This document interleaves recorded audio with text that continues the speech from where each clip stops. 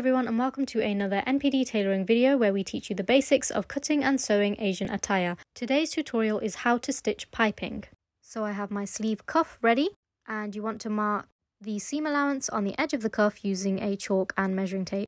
Next, you want to take your piping and place it very carefully so that the piped edge is slightly over the seam allowance as shown. You want to go ahead and pin this down in place, ready for stitching. You want to change the foot on this sewing machine to a zipper foot. This foot will help to guide the piping for a nice straight edge. You want to check that you've stitched as close to the piped edge as possible and turn the work over. Now you are on the wrong side of the fabric.